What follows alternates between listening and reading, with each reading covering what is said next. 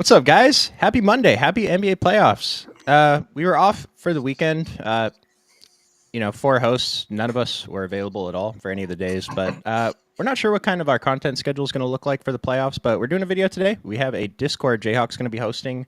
Starts in about 42 minutes. Instructions in the description below, but we got 2 full days of playoffs. Every team's played one game. Any thoughts on the playoffs overall in today's slate?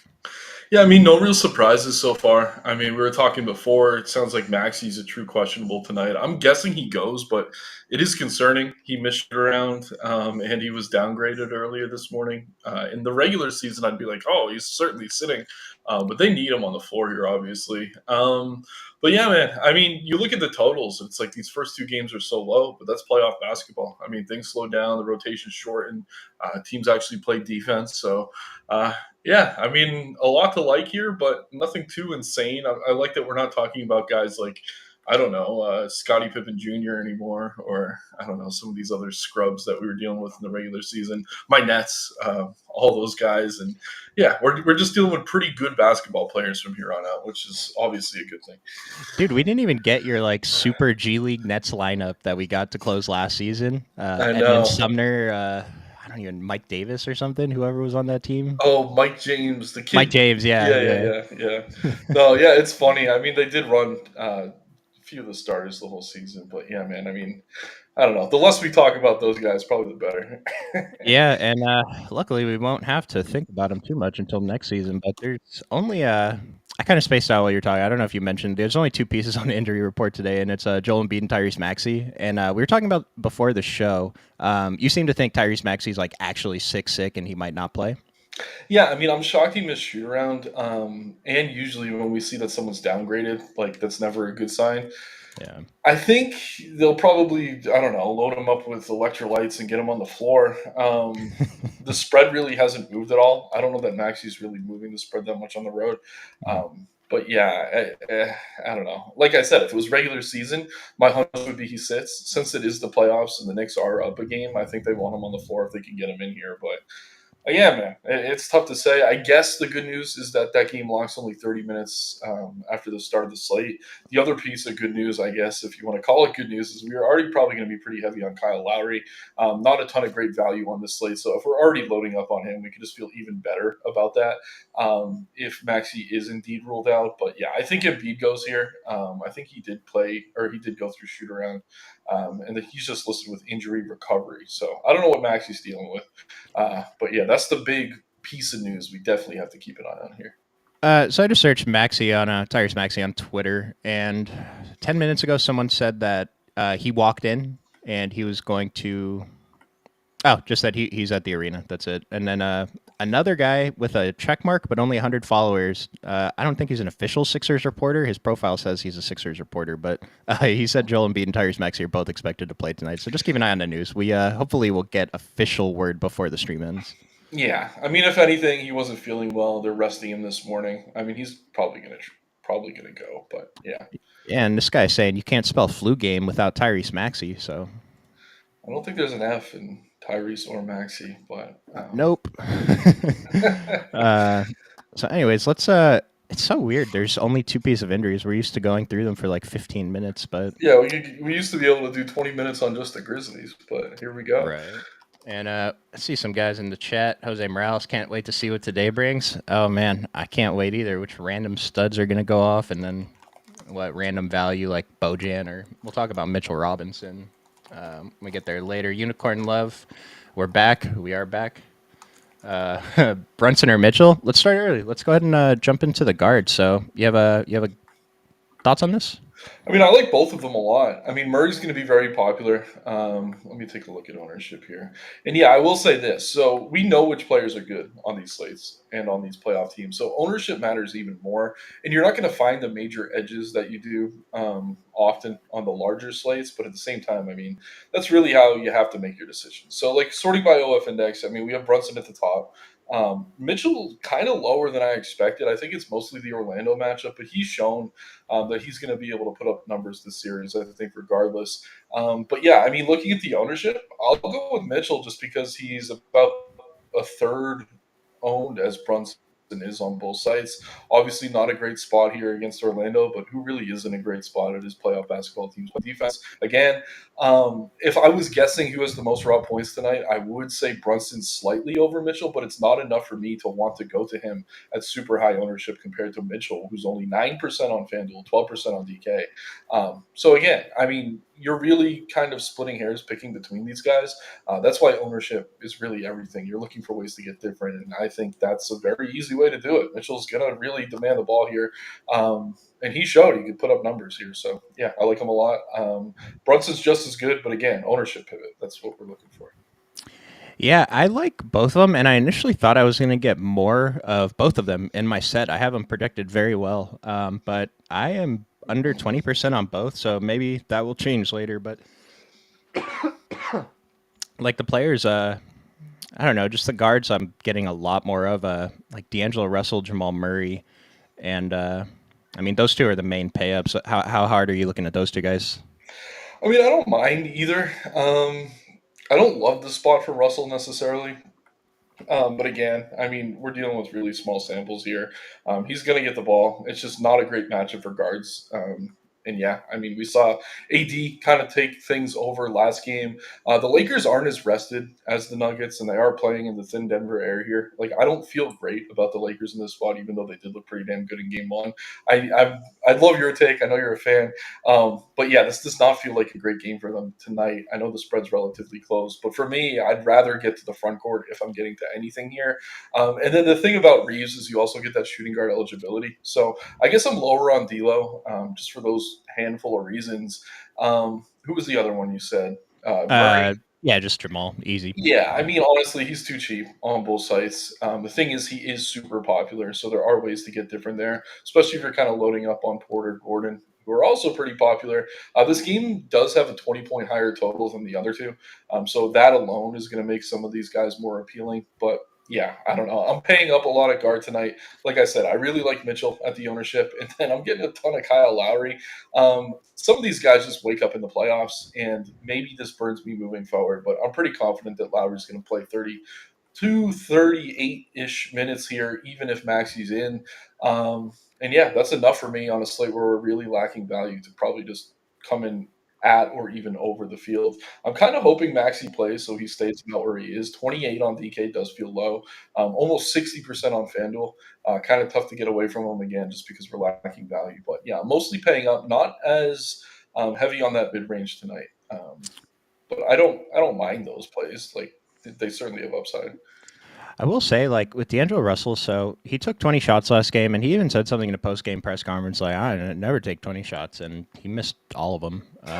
And it's not to say he's going to take 20 again, but I don't know. I kind of was hoping his ownership was going to be a little bit lower too. This isn't too bad on a 3-gamer, but I don't know. 6,300 I think is just a little bit too cheap for me not to get to a bunch of them over on DraftKings. I have a bunch of LeBron and Anthony Davis too. We'll get into them when we get to the other positions. But you mentioned Austin Reeves as a pretty decent GPP play, and then we got some other guys in the mid range here: Kelly Oubre, Darius Garland, Dante DiVincenzo. I think that's like the mid range for guards. Any interest in those guys? I mean, marginal in each. I'm playing a handful of lineups tonight, probably 5 to 10. I got a few reserved, mostly single entry and some 20 max stuff. But yeah, I mean, I don't mind Garland. It's just he feels a little bit expensive knowing that I'm going to be heavy on Mitchell. Like, I do think there's kind of direct correlation there. It's going to be tough for them to both go off against Orlando. So if I'm heavy on a low on Mitchell, I don't know that I need to get heavy on a low on Garland as well. I mean, I don't know. I think Suggs looks okay. It does seem like he's going to get most of the point guard minutes here. I know all season we kind of dealt with that the carousel of Anthony, Fultz, and Suggs, but Suggs does seem to kind of be the guy. Orlando, great defensive team in these playoffs, but it's going to be tough for them to stick with a lot of these teams that do score better than they do. So I think Suggs being on the floor is definitely a plus for them. I'm going to be getting to him here a little bit on DK at 5K flat. I just think that's a little bit too cheap. Seems to be drawing more ownership than he was earlier in the day, though, climbing up around 30%. But yeah, man, like I said, I mean, I really like Mitchell. I think he's too low owned. I can't knock anyone for getting to Murray. If you're playing low risk or cash games, he's the no brainer at guard here. 7,800 for him, way too cheap on DK, sub 9K on FanDuel as well. But yeah, Garland, not that excited to get there. I will say Suggs does make me somewhat interested. And I'll bring up one more kind of wild card play here. It is Miles McBride. He played amazing in that Mm. game one. And if you heard in the post game presser, like Jalen Brunson, Thibs, like everyone was just really singing his praises. We're only projecting him for 24 minutes here. I would not be surprised to see him get extended run once again. So it would probably cut into a play like your Bojan, some of these other guys coming off the bench that maybe we're hoping to spike some minutes if we're playing 150 lineups.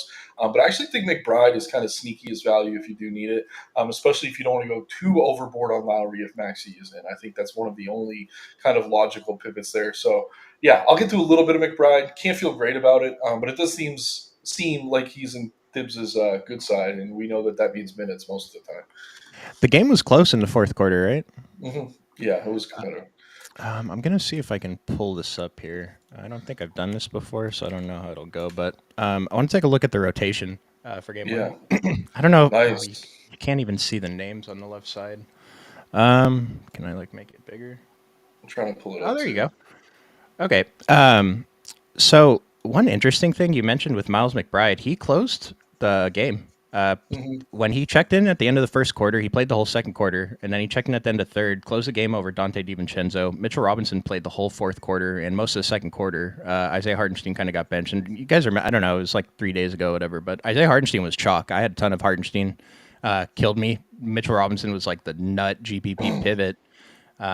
And so that's pretty interesting. 28 minutes for Miles McBride at 5% ownership. When I think, because I was talking to Nick before the stream, I'm pretty interested in Mitchell Robinson and Bojan as like my value pieces today. But I think I got to mix in some Miles McBride since I would definitely expect him to come in lower owned. I don't think people are thinking about him as much.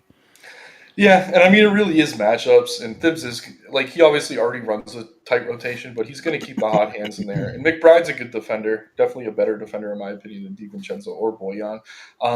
So they're going to want him on the floor, and that's kind of the same situation with Robinson. I know how good Hartenstein's been defensively all season, but Robinson did seem to do the better job on Embiid, and obviously this can change game to game. And sometimes we got to be careful in the playoffs when we chase these trends. I remember a couple years ago, I think it was campaign on the Suns was going off like every single game, and for some reason, no one seemed to want to play him. I really cleaned up that year, but like sometimes those trends don't stick. Like if campaign's going for 30 points a game, and then suddenly he's not doing anything, no one's going to be surprised. But it looks like tonight the Robinson ownership. Let me just pull this up because yeah, this might be a situation where we zig as the field zags. 34% on DK at 4,200. I mean, that's too cheap. That's really tough to get away from. But at the same time, I mean, Hartenstein only 10%. So I don't know. I don't mind kind of mixing and matching, but I do think you want one or the other. Obviously, it benefits both of them, but they're going to be needed here against a guy like Embiid. But at the same time, I have trouble expecting both of them to hit a ceiling, even though they are cheap. So maybe set a rule if you're playing a bunch of lineups. I do prefer Robinson as he's 1K cheaper, but at the ownership, like it definitely makes some sense to go back to Hartenstein. Who's to say Robinson doesn't draw two quick fouls when he comes in, something like that, and this situation could completely flip in the opposite direction. So again, we're trying to predict the future here. It's never easy to do. So ownership's kind of the best way to build in these scenarios. And yeah, I do prefer Robinson because he's cheaper and he looked really good. But at the same time, I mean, we don't want to be over invested a one game sample. Let's mix it up a little bit. Let's jump into centers. Since we talked about Mitchell Robinson and Hartenstein so much already, and Yeah. we've seen this in DFS all the time, where we think that this is the guy at the position, and then it ends up being Mitchell Robinson, and then the ownership's flipped the next slate. But I mean, it could. Their minutes projections are so close. I don't think that their ownership should be this far apart. No. And then from the other mid-range centers, I mean, I feel like I was getting somebody here yesterday. We had like three weird choices with Zubac, Joval, and Brook Lopez, and two of them worked out. Brook Lopez did, and I think he was the highest owned too. Yeah. He started hot, but kind of cool though. So we have Jonathan Isaac, top of the list for ownership percentage, top of value. What are we doing? I like him. I think on DK, he's like one of your core plays, honestly. Really Yeah. tough to get away from him here. I mean, he's been a tremendous player, points per minute. And if we go back a few years prior to that injury, he was a guy people were talking about as like an all star. He's a great defender. He's the type of guy you want on the floor in the playoffs. Definitely valuable here, too, against the big front court. We have Mobley and Allen. More of a forward, in my opinion. But regardless, I think you want to get to him. And honestly, I don't think it's crazy to play him on FanDuel where you're getting the extra points for blocks and steals at 6,200. 35% ownership tells you, I mean, the field's getting there as well. It's just kind of hard to find that 30-point floor in this 6K range. And I do think he's a guy that could probably get you there. So the issue with him all season has been the minutes. Just not getting the minutes. When he's on the floor, he's great, better than a fantasy point per minute. But it's the playoffs now. I mean, the training wheels are off. They ramped him up all season for this situation. I love him. I think he's maybe the safest, knock on wood, value play on DK tonight. I do like Robinson as well there, but I just think the minutes for Isaac are probably even safer, and you got to like the matchup a little bit more than dealing with Joel Embiid. Yeah, I just I don't know. Magic just gave up on Wendell Carter. Like I've never really been a fan of him, but Yeah, but not to cut you off too, but I mean the thing with Isaac is he can kind of play that swing four. Like he's a forward too. So even if Carter's on the floor, I'd love to look at the popcorn machine, but I wouldn't be surprised if they actually kind of shared the floor at times. And yeah, it seems like they wanted to go athletic, and that's why Isaac got some extra run. But all season he's been playing like 20 minutes and pushing value at this price. So on yeah. DK especially, like if he's going to get 28 to 30, I just think he's a no brainer. Yeah, I was talking to Nick about this before the show started. Where last slate, like I was very heavy on Jonathan Isaac, and then I look at like a bunch of the top pros, their exposures, and they were all had more Jonathan Isaac than me. They were 80, 90. Some of them were just 100%. And his price didn't change. We got confirmation that he's going to play the minutes. So I'm at 93% right now, and I was asking Nick like, what's the point? Should I just go 100? But we'll see whatever I end up with on my last build. One thing I do want to mention with Jonathan Isaac entering the starting lineup, I don't know if people realize this, but he's top 5 defensive player per minute at his position. Same with Jalen Suggs. And so that's probably something. I don't know that we can use it for DFS, but thought that was interesting. I didn't realize he was top 5. Yeah, and he is starting at the 5 again. Like I was gonna play him even if he wasn't starting again, but yeah, I love him here, especially on DK. I think he's one of the best plays on the slate. And again on FanDuel, I'm a little bit surprised he's this popular. Kind of disappointed, honestly, because I would play him at this 6,200 because you could play him at power forward. But yeah, I don't know, man. It's crazy. They did just get away from Carter, but I don't know. Carter really can't slow anyone down in that front court. I see a bunch of questions in here. I'll get to the rest of them after we finish centers. Unicorn Love Hartenstein price dropped from 7,200 to 55 on FanDuel. Robinson went from 42 to 6K. That's a tough one. Yeah, man. I mean, I don't know. I think, like I said, I think you could play either of them. I love the price dip on Hartenstein. Does he still have power forward eligibility or no? On FanDuel, yeah, 5,500, 45% ownership. Oh yeah. Well, that's the thing. I was gonna say. I think even if Robinson's the better play now, he's still gonna play 24 or so minutes. Yeah. Um, and he actually had some decent games against Embiid during the season when Robinson was out. So, like I said, I mean, we want to really react to that game one, and I love Robinson here. He's way too cheap on DK, don't get me wrong. But on FanDuel, if I'm choosing between the two, it is Hartenstein. But again, I mean, you look at the ownership, Robinson's 1/10 owned. The rough part, though, is that he is center only, where you're getting power forward for Hartenstein. So, again, I like both. Don't like them in the same lineup. But yeah, I mean, check the ownership. If you want to play it safe, I think Hartenstein's the guy in FanDuel. But yeah, if you're getting 1/10 of the ownership on a 3-game slate, yeah, that's very clear leverage if it works out for you.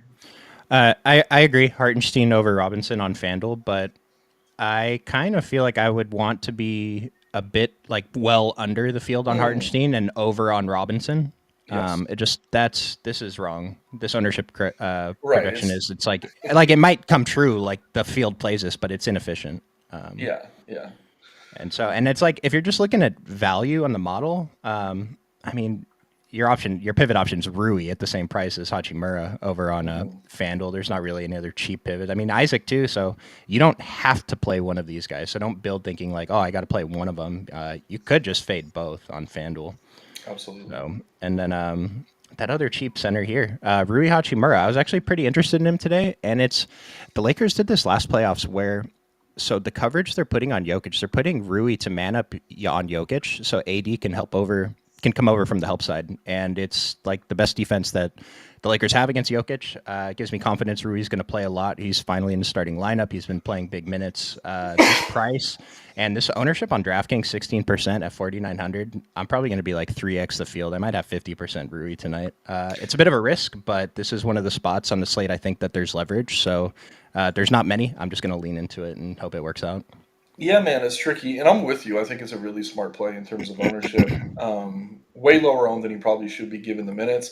But to your point, I mean, he's on the floor to play defense, and we do see this at times with certain guys. Like in certain matchups, it's just a complete mindset shift. So, like, you're going to see him playing more minutes here, but I do imagine his point per minute rate compared to what he's been doing most of the season is down. So, it's like really tough to project. But at the same time, I mean, the upside is there for him just because he's on the floor more. So, I do like it as a tournament play. I do think it's kind of risky, again, because he is there to play defense more than do anything else. But, and yeah, it's tough to keep up with Joker on both sides of the floor. But yeah, extra minutes for a player like that on a 3-game slate, you got to like him as a tournament play for sure. And it's not so much that I like Rui that much, but I think 16% is wrong. Like the 31% on FanDuel seems great. Yeah. Or it seems correct anyway, more correct than the 16 for the cheaper price. All right, we're just gonna talk about everybody today. But other cheap center I was looking at was Mo Wagner. I had a bit of him last time. He had an okay game, and on this type of slate, if he has an okay game, that could be enough since we don't really have that many cheap guys. Yeah, I don't think it's crazy. I mean, it's tough to project him over 15 minutes. I do think he's maybe ahead of Carter Jr. in terms of depth right now, but I don't know. That's tough to really say for sure. But yeah, I know you're playing a ton of lineups. I don't mind it. For me, only playing a handful, I don't think I get to either of those guys off the bench. Um, but again, 3-game slate, it definitely makes some sense to kind of take a few risks on some of these cheap guys. So what they did with their rotation was Wendell Carter checked in for Jonathan Isaac about 3 minutes left in the first quarter, and then Paolo finished the whole first quarter, and Mo Wagner checked in for Paolo, and then him and Paolo did share the court for a few minutes in the first and second half, but so it doesn't look like it's a 1-for-1 like Mo checks in for Paolo and Yeah, Wendell no, checks in that's a for good point. Isaac, and so it could change a little bit, but I mean for the most part that is what they're doing. Uh, Evan Mobley and Jared Allen, I'm kind of like indifferent on them. Like I don't want to get more of them, but whatever I end up with, I'm okay with. Yeah, I think they're good plays, like kind of last man in type to kind of price what they should be for the matchup. I think they both have enough upside at their prices to look pretty good in tournaments. And I will say, like the ownership on Allen, especially, is kind of shocking to me. Only 12% on DK at 7,200, where you can play two centers. 9% on FanDuel. I do think he's a little bit overpriced with Mobley and Mitchell back. But at the same time, I mean, it's tough to find guys with that upside at 10% ownership. Mobley as well, sub 20% on both sites. Kind of a similar situation of the Knicks, and I don't think I want both of them in the same lineup, but don't be shocked if one of these two goes for 40 plus here, and at their prices, I mean, that could be enough for you in a tournament. So, again, bad matchup, but there aren't really many great matchups in the playoffs, and both of them have shown enough upside to kind of justify these price points, and they're low owned. So, they check a few boxes here, not jumping out off the page in terms of projections or anything like that, but again, 3-game slate, there's certainly worse plays in that price range. And the last three centers, probably three of the more important ones: Joel Embiid, Nikola Jokic, Anthony Davis. So in terms of the order for me is AD and Jokic are basically the same, and then I have Joel Embiid a bit lower, but I'm interested in Joel Embiid. He's 10,500 on DraftKings. When's the last time we saw him at this price and this ownership? Yeah, especially if Maxi's out or banged up. I mean, his usage is going to climb even higher. The Knicks do play pretty good defense on him, generally speaking. But at the same time, I mean, that is cheaper than we've had him recently. So I don't know. I think in terms of ceiling, Jokic is the guy, but you're getting a major discount on DK on both these guys. So AD 9,500, that's insane to me. 35% owned, I think that's too low. And then Embiid at 13, I think that's too low. And honestly, Jokic at 18 could make an argument that's too low as well. So like all these guys look excellent. Honestly, if you can find a way to get over the field on them all, I think I would. That's not easy to do. Obviously, you're going to have to be playing value at a lot of these other positions to make that work. But you can play your Isaac at power forward. You can still get some of these value guys we're talking about at other positions. So yeah, man, I think all three of them look great here. But the price on AD is honestly egregious. I think he rates as one of the Yeah. best DK value plays on the slate. Yeah, he's number 2 behind Isaac. He's a core play on DK. I don't see how you get away from that, honestly. Yeah, I'm at about 50% AD right now, and I think it actually would have been higher, but I bumped up LeBron just to make sure I get LeBron. Don't have a Yeah. too uneven between the two, I guess. And then Mm-hmm. Jokic, I'm 2x the field. Joel Embiid, I'm with the field right now. I want to be over the field though, but I bumped him up a lot, and I'm still only getting 12%. So that might say something about this slate. Yeah, it's tough to get over on all three, but I do think, in a weird way, they're all under-owned. Yeah, no, definitely. Like I said, I just want to be over on all of them. By however much. It probably just feels good if you're over on all of them. Oh yeah. And that's the model order too. I mean, Jokic, AD, Joel Embiid, and there's a pretty decent gap between. I mean, Embiid's the same as LeBron, and we're getting 1,100 discount, so something to consider too. Mm-hmm. Power hot take number 1: Gary Harris, 12 fantasy points. I was looking at Gary Harris because I needed like a 3,200 guy for my favorite build that I was like just playing around with earlier, and I looked at him and I'm like, 33 minutes, 28, 32. That sounds great. 8.5, 8, and 7 fantasy points. I mean, are you throwing Gary Harris in any lineups as a punt tonight?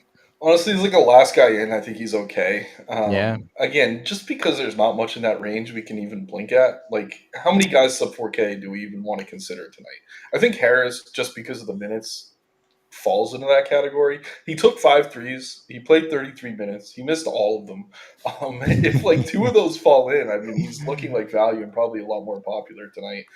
Yeah. All season we talked about how the field's done a good job not overreacting night to night. It seems like in the playoffs they are reacting Oh, dramatically definitely. in what Definitely, happens the yeah. game prior. And the Knicks front court is a great example of this. But yeah, with something like Harris, man, I mean, do I like him? No. Like, do I think he's gonna go off here? No. But if you told me he's gonna play 30 plus minutes, that alone is enough for me to kind of mix him in because there's just nothing sub 4K we can get excited about.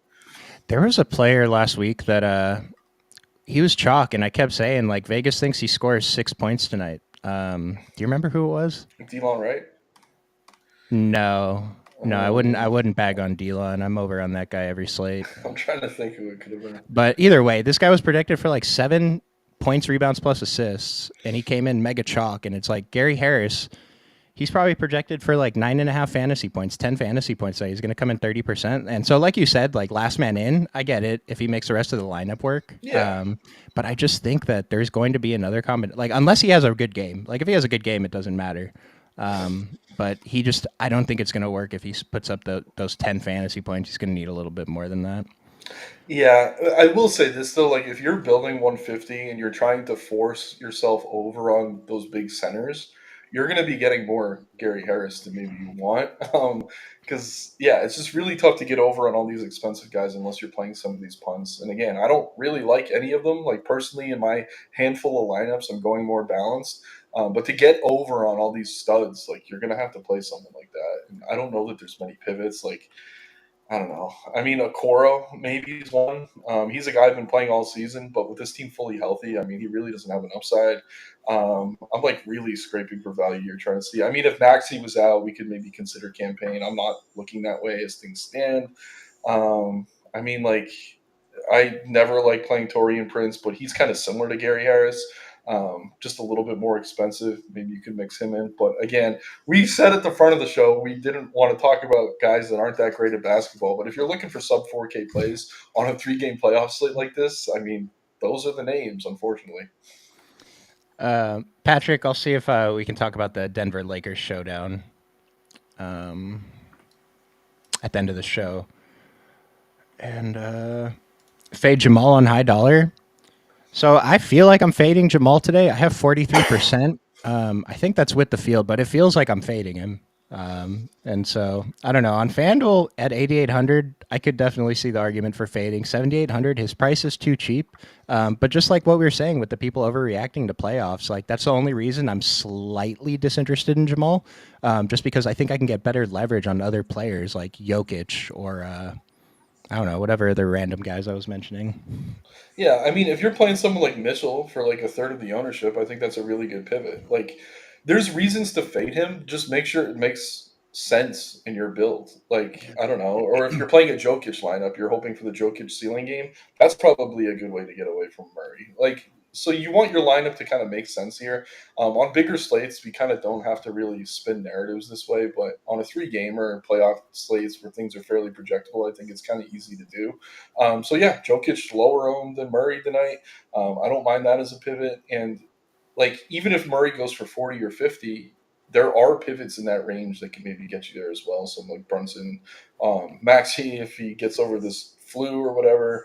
But Mitchell's another one I really really like as a pivot. Only 500 more on FanDuel, so the gap in pricing is narrow there. So I really like in high dollar maybe just going with Mitchell instead of Murray. I like it. And then what's the price on FanDuel? I was going to mention D'Angelo Russell too, because like you said, like if you can kind of tell a story with your lineups today, like I said, I'm kind of trying to get away from Jamal. I'm with the field. I have 43% Jamal, but it feels like I'm fading him because I don't like him. But like if you have like a Jokic and a D'Lo, and Jamal has a bad game, and those two have good games, like I mean, it's all kind of correlated. So Exactly. Yeah. does Um, does Batum play better than 9 fantasy points? I mean, I would take the over on 9 if that was a line on pick 6 today. He's a decent pivot to like the other terrible power forwards like Bojan Bogdanovic. He's a little bit more expensive. He's a little cheaper than like Rui, and so I think he's a pivot at 1%. I do think he's worth taking some shots. I guess he goes up a little bit if Maxi's out, but not too much. yeah, he would go up. I mean, everyone goes up with Maxi just because Maxi's like a 30 plus percentage usage player.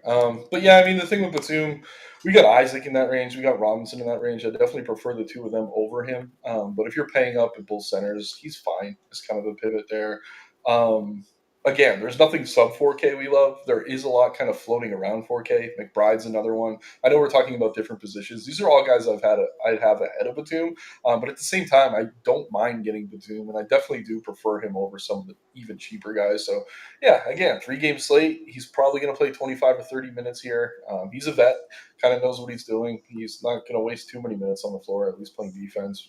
Doesn't help us in DFS, but does have a secure spot in this rotation. So I think he's fine. Can I get excited about him? No. I'm trying to remember that rapper who had that line. It's like fourth quarter yelling, "Why is Batuman?" or something.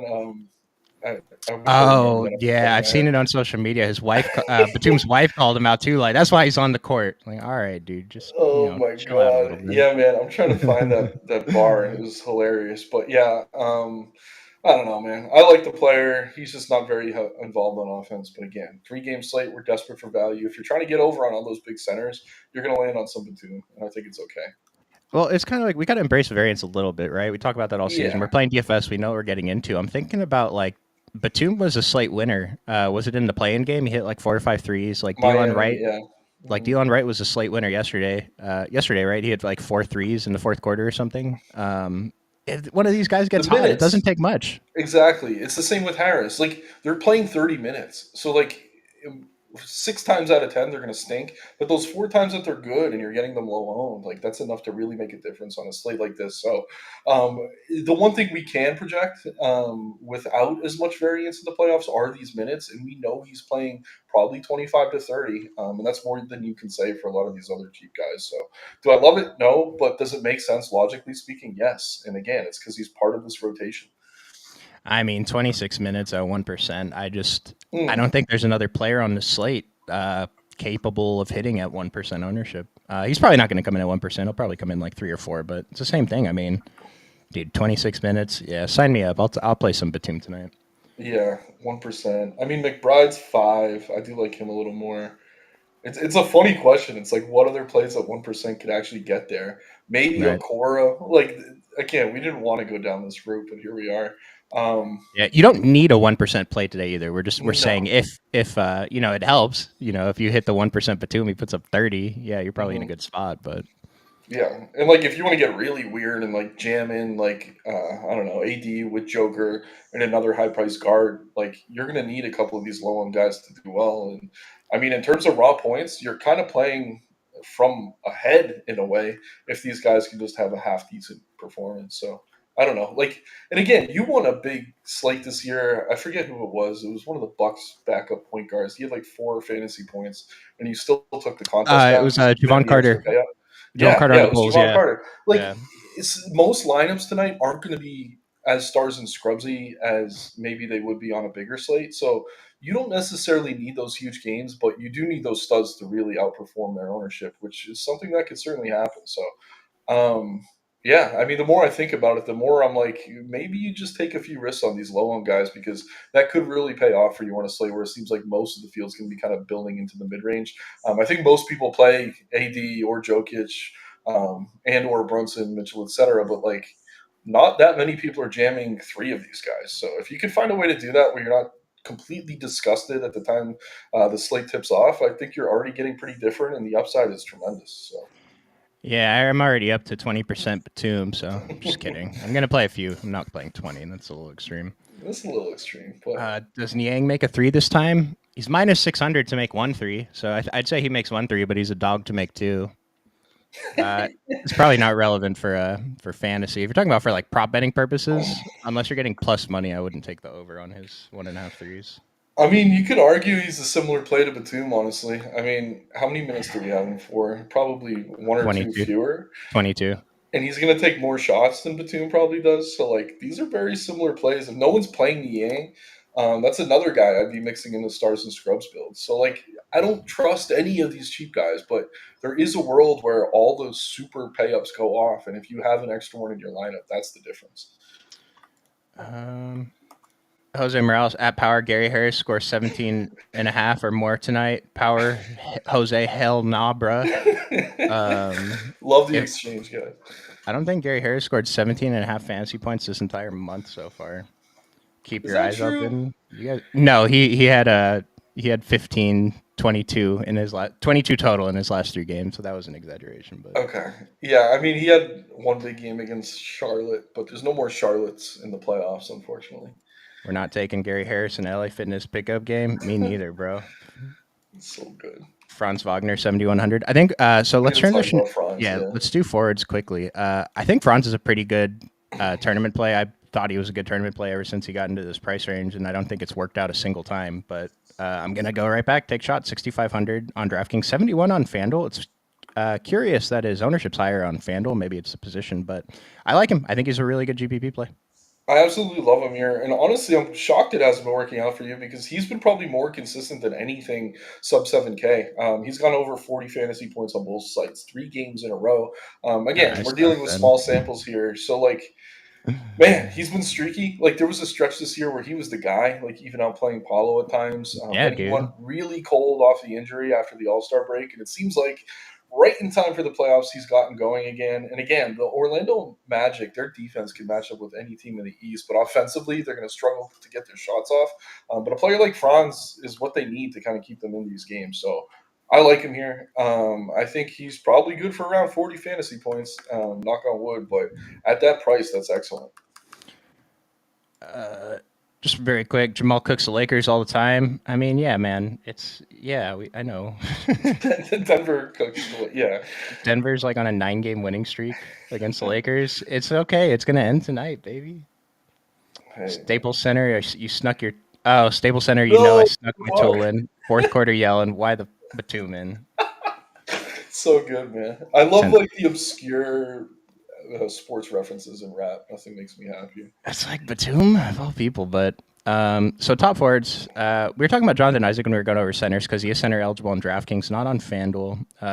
AD power forward eligible on both sites, but I mean this is sorted by value.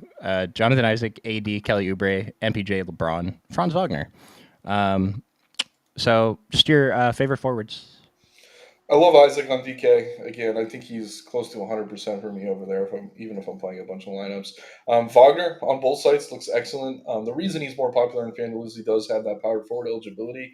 Then it's tricky. I think if you're fading Murray, you can kind of take your shot on one of these Denver forwards, Porter and or Gordon. I think they're both a little bit cheap for their upside, but I like also them a both. little bit expensive for their median projection. But again, we're chasing the upside, so in lineups maybe you're not getting to other pieces of that Denver game or Denver team rather. I think they both look pretty good at their ownerships. And then one more. I mean, Josh Hart and OG both look really good. I mean, OG obviously not super involved on offense, but I think he's a little bit too cheap. Hart, he's a little bit inconsistent, but he's playing over 40 minutes a game. Both these guys just going to be on the floor a ton. And again, the one thing we can be sure of in the playoffs more than anything is minutes. And even more than that are minutes for a Thibs team. So really like both these guys at their prices. I just think there's a solid floor and plenty of upside for both of them. So OG Anunoby, I wanted to fade on game one so bad. I didn't have the balls. I didn't. He did terrible. Yeah, he didn't play well. I am fading today. I have 7%. So congrats if you're playing him. He's probably going off. But I am jamming in Josh Hart. I just think I was making a joke with my friend before the playoffs, like because we were talking about playoff best ball. Like, well, how many minutes does Josh Hart play? What's 7 times 48? But he only played 41 or 42 minutes in game one. He's going to play at least 41 minutes probably. We have him for 41 and a half. But I'm way over on Josh Hart. I think the 6,900 is just way too cheap over on DraftKings, even at 32% ownership. I think it's awesome. And then I'll mention Dante DiVincenzo as a GPP pivot. I don't love him, but he's worth getting some shots at 4% ownership for sure. Yeah, he's too low owned. The fear is that McBride is going to continue to close over him. We really don't know if that's going to be a thing or just a one game outlier. But one other guy I'll bring up, and this is DK only. He's super chalky on FanDuel. Struce, 41% owned over there, only 300 more on DK. You get guard Jeez, or dude. forward eligibility, and we're showing 4 or 6% ownership for him. Obviously, scoring dependent. You're chasing that upside. But yeah, man, just the ownership difference between the two sites sometimes you got to take notice. And it's not like the pricing difference is that dramatic. And on a 3 game slate where you can play a guy at guard or forward, a play like that's super valuable. So I don't mind mixing in some screws. I think it's shooting guard that's a wasteland over on FanDuel, right? Because there's enough decent small forwards. I'm not understanding why these shooting guards are Yeah, yeah. I mean, so high. KCP is the number one shooting guard over there. Yeah, it's bleak, honestly. I mean, I love Donovan Mitchell, but I think some people might play him a point guard. It's thin, man. I think it's better to play Donovan at shooting guard. I mean, I'm not. I didn't build on FanDuel. I No, don't I know for agree. sure. I But just totally looking at agree. it, there's definitely point guards I would play. But looks like, I mean, that's a position I had the most trouble filling over on DraftKings too, was shooting guard. I mean, yeah, KCP, I have 77%. My next highest is Austin Reeves at 26, and then Kyle Lowry 25. There's only and then I'm only Kyle Lowry, Gary Harris, Donovan Mitchell. That's only 5 shooting guards in my player pool on DraftKings. So Yeah, man. it's That's why tough. he's so popular there. But at the same time, on DK, I think he's underowned. Just want to talk about the top pay ups. I mean, I'm over on AD. I'm over on LeBron. I think they're both awesome plays. Model has AD over LeBron. It's close, but it's enough of an edge that I think we want to get a little bit more AD. I mean, of course, depending on positions, but at Yeah. 23% and 17% LeBron, I'm definitely going to be over on him too. Yeah, I mean, I can't argue with any LeBron exposure. It's just tough on DK where you're getting AD from 100 more. Yeah. I think AD is just kind of the obvious play there, but there's a world where LeBron outperforms, and we've seen it time and time again. I will say KCP does seem to be like the over-owned play of the slate. Almost 40% on DK, almost 50 on FanDuel, where he's over 5K. And like, we know the minutes are there. We know it's a pretty decent matchup. He's got history with LA. Not that you need no more incentive in the playoffs, but yeah, man. I mean, are we really trying to match the field on a play like this? Super inconsistent. I don't know. I know it's tough to field shooting guard, but to me, he's someone who's probably overowned. I do think he makes building easier tonight, and that's really the reason he's so popular. It's not that he's some tremendous play. So KCP, fine. I know he's had some huge playoff games in the past, but yeah, man, pushing 50%, it just seems a little bit goofy to me. Just one other guy I'll mention, Kelly Oubre, especially if Maxi's out. This ownership will go up if Maxi's out, but 5,600 either way, even with Maxi in, I mean, he's the second best value for shooting guards after KCP. So I Yeah. think we want to get to Kelly Oubre a little bit too. I need to adjust my stuff. Let's build a quick dummy and get out of here. So I think first Mhm. couple guys in, Jonathan Isaac and Anthony Davis. Is that cool? Yeah, Isaac, Davis, they both make a lot of sense. Let's run Davis at center. What was our other favorite pay up? Jamal Murray, or we want to try to go to Brunson, D. Mitchell? I mean, I like Mitchell at the ownership. Let's do Mitchell. Can we throw in Hart? Yes. Let's throw in Hart, not Maxey. What's our favorite other value besides Isaac? I kind of like Robinson. The Oh yes, ownership you're right. You're scares right. me, Yeah, but you're right. Let's yeah. try it. Robinson, and then did we want to go for Bogdanovich, or we'll sit out on this one? I don't want to go Bogdanovich Okay. personally. It Okay, could we're work not doing out. it. No, we're not doing it. We're not doing We got it. Lowry yet? I like Lowry. We'll get Lowry in at the point guard position. He's shooting guard 4,400. eligibility too. I did just want to mention, which is Yep. helpful. Yep. And Um, leaves us $6K for two positions. I mean, we can fit in a $6,500 Franz Wagner and a $5,500 Struess, or I mean, Jalen boom. We Suggs. got We can low on upgrade Struess. Franz. I mean, that looks good. Or you could go to one of the You can go Lakers in the like, backcourt. But yeah, I mean, I like the one Mobley you or had with Suggs. Franz and Struess. Might be my favorite. That's not a bad one, yeah. And yeah, I mean, it fits up perfectly. So, I mean, there's a bunch of pivots. You know, the guys that we like. Just mix up like Donovan Mitchell, mix up maybe Josh Hart, maybe mix up AD a little bit, Franz Wagner. Yeah, Struess is risky. Like if you're playing cash games, you're probably not on Struess. But like, yeah, I just think he's under owned.